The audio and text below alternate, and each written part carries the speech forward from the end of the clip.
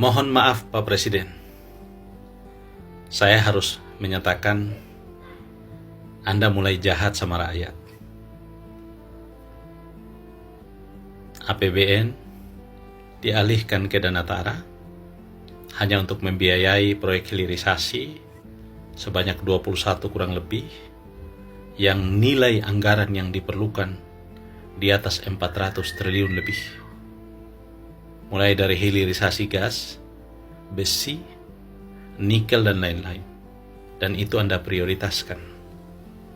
Sementara CASN dan P3K Anda undurkan pengangkatannya di tahun 2025 dan 2026. APBN Anda gunakan untuk membiayai proyek-proyek strategis.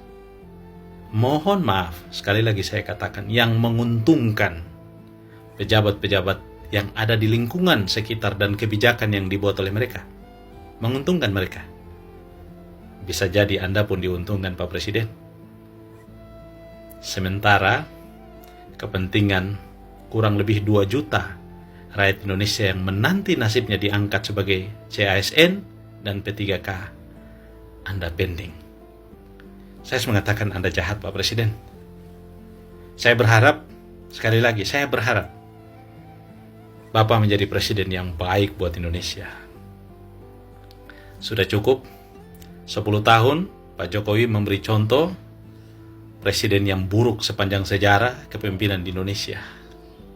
Karena itu saya berharap Anda bisa menjadi presiden yang baik. Betapa sadisnya kebijakan ini. Karena kenapa?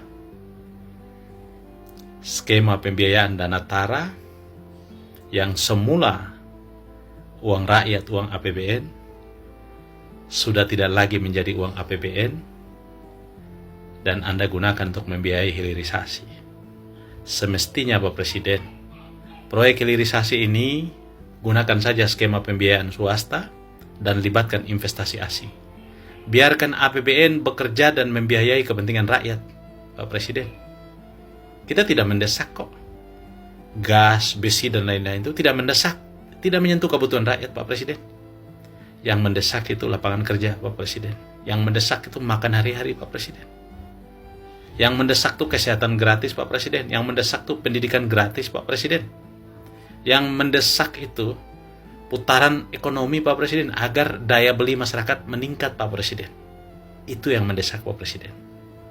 Mohon maaf saya harus bilang, bisnis proyek strategis yang dibiayai dalam bentuk hilirisasi itu adalah ekosistem industri yang Anda bangun dan akan melahirkan sub-sub sistem atau sub-sub industri yang dalam prakteknya, mohon maaf saya tidak menuduh, banyak pengusaha yang merupakan kolega para pejabat itu ambil bagian menyediakan bahan baku dan lain-lain. Dan mohon maaf, kebijakan itu hanya menguntungkan pejabat dan sekitarnya. Padahal negara bisa menggunakan mekanisme pembiayaan dengan cara lain tanpa membebankan itu kepada rakyat. Tanpa membebankan itu kepada APBN. Sayangnya, APBN yang tadinya masuk dalam keuangan negara sudah Anda pindahkan ke Dana Tara dan kemudian membiayai hilirisasi. Pertanyaan saya kalau mangkrak, siapa yang tanggung jawab Pak Presiden? Sementara itu bukan lagi kerugian negara. Disinilah yang saya katakan kejahatan kebijakan. Kita mau seperti apa Pak Presiden? Saya berharap Bapak Presiden bisa menyadari ini dan mengevaluasi kebijakannya untuk perbaikan Indonesia ke depan Pak Presiden.